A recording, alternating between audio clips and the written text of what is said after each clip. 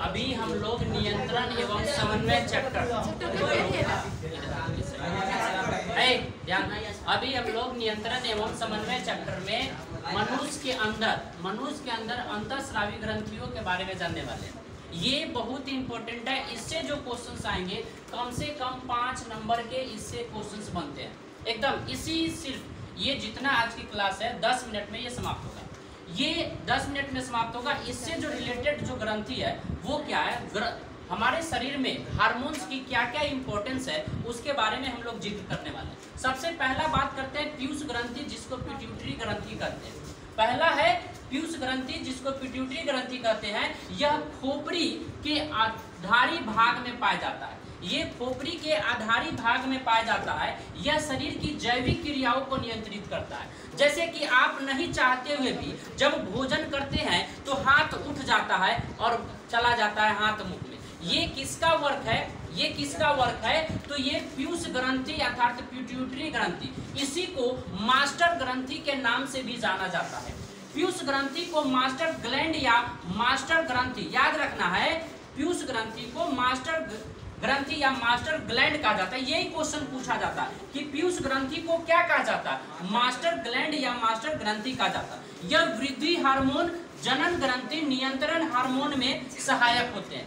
अब इस हार्मोन में हम लोग और भी बात जानने वाले हैं। जैसे इसका पहला अगर हम बात करें, इसमें नोट पॉइंट के तौर पर देखिए, नोट पॉइंट के तौर पर हम यहाँ पर कुछ बात बता रहे हैं। जैसे पहला है वृद्धि हार्मोन। अगर शरीर का वृद्धि होगा तो ये शरीर का वृद्धि कैसे होगा? ये शरीर के वृद्धि करने के लिए आपके शरीर में वृद्धि हार्मोन, जिसको एसटीएच कहेंगे, क्या कहेंगे? एसटीएच। और एसटीएच को एस्टोमेटोट्रोफिक हार्मोन्स कहते हैं। अगर यह आपके शरीर में नहीं होगा तो अगर ये बचपन में ही यह एसटीएच हार्मोन्स की कमी हो जाती है तो वैसे ही बच्चे को क्या होते हैं, वैसे बच्चे बौनापन हो जाते हैं। उनका शरीर ग्रो नहीं करता है और वो बौनापन हो जाते हैं। तो आपको कहा जाएगा कि क्वेश्चन आएगा आपके एग्जाम में कि बौनापन किस हार्मोन की कमी के कारण होता है? तो आप कहेंगे कौन सा? पीयूष ग्रंथि या पिट्यूटरी ग्रंथि, जिसमें वृद्धि हार्मोन की कमी के कारण हमें क्या प्राप्त होता है? बोलिए, क्या हो जाता है? बौनापन हो जाता है। एसीटीएच, एड्रीनोकार्टियोट्रोपिक हार्मोन्स, यह एड्रीनल कार्टेक्स के स्राव में नियंत्रित करता है। यह एड्रीनल कार्टेक्स शरीर के वृद्धि में ये भी काम देता है। जनन ग्रंथि हार्मोन, ये आपका इंपॉर्टेंट है। जनन ग्रंथि हार्मोन यह अंडाशय और वृषण में जनन हार्मोन को स्रावित करता है। देखिए, आपका जो उम्र है, इस उम्र में सारी बात को जानना जरूरी होता है। अगर आप थोड़ा सा भी गलती करते हैं तो जो चीज नहीं जानते हैं और उसके पक्ष में अगर गलती हो जाती है तो आपको बहुत बड़ा दुविधा हो जाता है। जनन ग्रंथि यह अंडाशय और वृषण में स्रावित होता है। तभी तो आप, जैसे कि कोई निषेचित करने के लिए तैयार रहता है तो उसके वृषण में शुक्राणु का बनना निश्चित है। और यह शुक्राणु कहाँ से बनते हैं? तो जनन ग्रंथि हार्मोन्स के कारण। कुछ लोग कहते हैं ना कि वो नपुंसक हो गए, तो उसमें क्या होता है? जनन ग्रंथि हार्मोन एक्टिव नहीं होते हैं, जिसके कारण वो नपुंसक हो जाते हैं। तो ये आपके लिए इंपॉर्टेंट है। उत्तेजक हार्मोन्स, जिसको एफएसएच कहते हैं, ये अंडाशय के फ्लोबिकल को उत्तेजित करता है और उसकी वृद्धि में सहायक करता है। ये एफएसएच हार्मोन्स है, ये अंडाशय को, यानी कि जहां पर गर्भ रहते हैं, उस गर्भ का बढ़ना, गर्भ नालिका का बढ़ना, ये किसके कारण होता है? उत्तेजक हार्मोन्स के कारण, जिसको एफएसएच हार्मोन्स कहते हैं। अब बात करते हैं थायराइड हार्मोन्स का। ये थायराइड हार्मोन से क्वेश्चंस पूछे जाते हैं। ये थायराइड नामक ग्रंथि को स्रावित करता है। ये किसको स्रावित करता है? थायराइड नामक ग्रंथि को स्रावित करता है। याद रखना है, थायराइड ग्रंथि किसको स्रावित करता है? थायराइड नामक ग्रंथि को। लैक्टोजेनिक हार्मोन्स, ये देखिए लैक्टोजेनिक हार्मोन्स, ये मादाओं में संतान उत्पत्ति के समय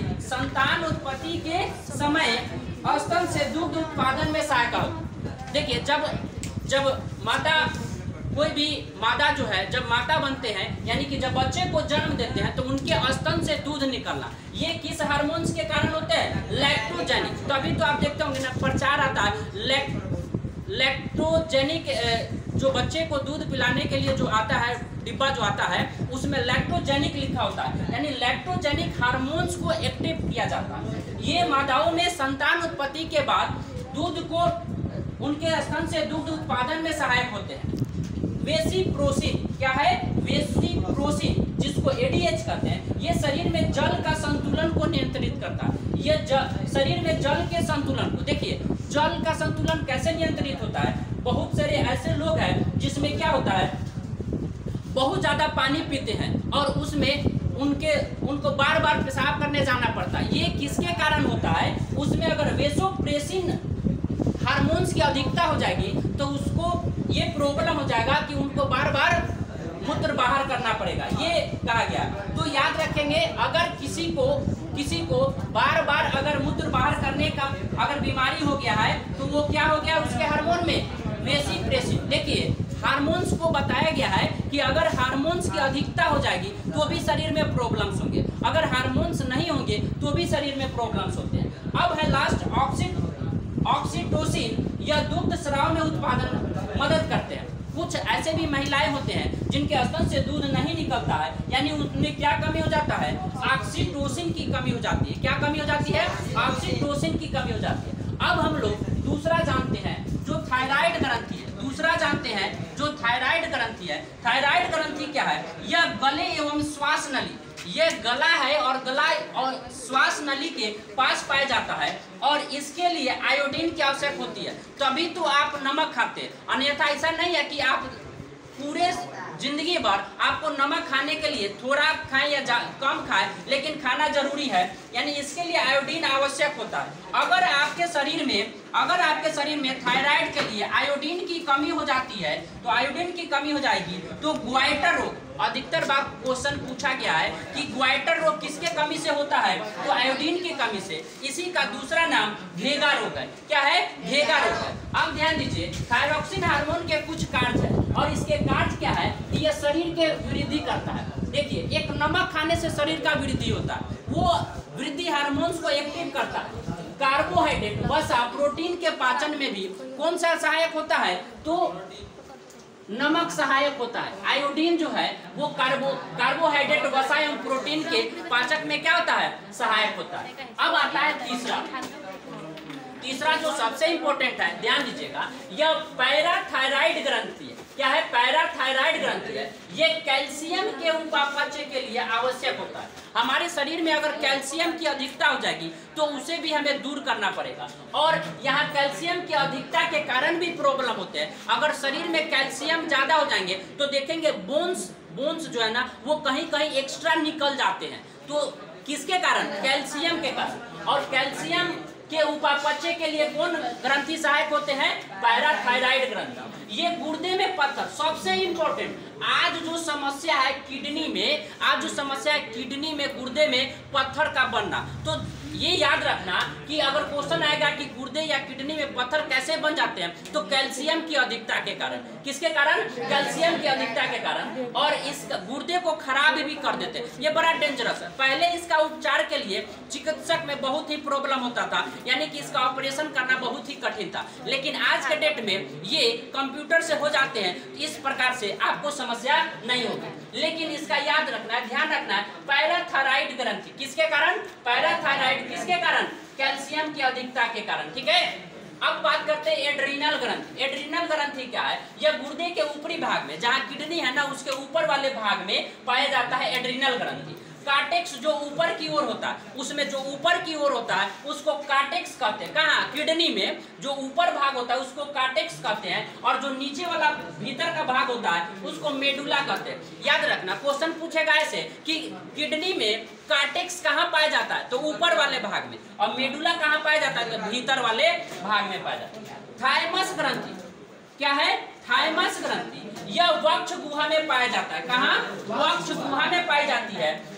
और सबसे एक स्टार दे करके ये क्वेश्चन बराबर पूछता है कि कोशिका का निर्माण कहाँ से होता है। शरीर में कोशिका का सेल का निर्माण कहाँ से होता है, तो यह लिम्फ के द्वारा होता है। कहाँ से होता है? लिम्फ के द्वारा होता है। पीनियल बॉडी, पीनियल बॉडी क्या है, तो यह छोटी सी ग्रंथि है जो मस्तिष्क में पाई जाती है। पिनियल बॉडी, क्वेश्चन आएगा कि पिनियल बॉडी क्या है, तो आप कहेंगे कि पिनियल बॉडी मस्तिष्क में पाया जाने वाला एक छोटी सी ग्रंथि है, छोटी सी ग्रंथि है। आग्नेयाशय एक पाचक ग्रंथि। देखिए यहाँ पर हमने बात किया लैंगरहैंस द्वीपिकाओं में, लैंगरहैंस द्वीपिकाओं यह आग्नेयाशय में पाया जाता है और इसका सबसे इंपॉर्टेंट बात यह है कि यह इंसुलिन में पाया जाता है। कहाँ पाया जाता है? इंसुलिन में। इसका खोज लैंगरहैंस ने किया था। आग्नेयाशय में लैंगरहैंस द्वीपिकाओं का खोज किसने किया था? तो कहेंगे लैंगरहैंस ने। कौन किया था? लैंगरहैंस। लैंगरहैंस द्वीपिकाओं में इंसुलिन नामक हार्मोन पाया जाता है। क्वेश्चन आएगा कि लैंगरहैंस द्वीपिकाओं में कौन सा हार्मोन पाया जाता है, तो क्या कहेंगे? इंसुलिन नामक हार्मोन पाया जाता है। और याद रखें ये जो पॉइंट बता रहे हैं ये आपके लिए बहुत इंपॉर्टेंट है। इंसुलिन का खोज 1921 में, इंसुलिन का खोज 1921 में बेंटिंग ने की थी। कौन की थी? बेंटिंग ने। क्वेश्चन आएगा इंसुलिन का खोज, बराबर पूछता है क्वेश्चन कि इंसुलिन का खोज किसने किया था, तो क्या कहेंगे? बेंटिंग ने। कब किया था? 1921 में।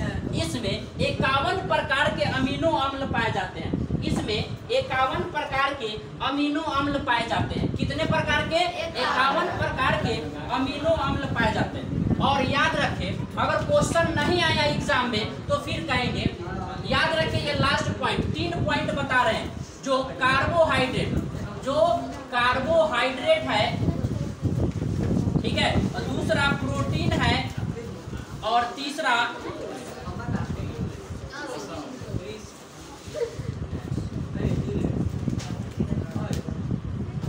या ग्लूकोज में इसका जो उपापचय होता है, कार्बोहाइड्रेट का उपापचय कहाँ होता है? ग्लूकोज में। और प्रोटीन का कहाँ होता है? इसको हम ग्लाइकोजन, ये ग्लाइकोजन में बदल जाता है। 21 में बदल जाता है, ग्लाइकोजन में बदल जाता है। और प्रोटीन का उपापचय, इसका संग्रह जो होता है वह ऊतक में होता है। कहाँ होता है? ऊतक में होता है। याद रखना है इसका जो संग्रह होता है कहाँ होता है? ऊतक में होता है। कार्बोहाइड्रेट ग्लूकोज में परिवर्तित होता है, यह किसके कारण? ग्लाइकोजन के कारण। और प्रोटीन संग्रहित होता है कहाँ? ऊतक में होता है। कहाँ पर होता है? ऊतक में होता है। जय हिंद।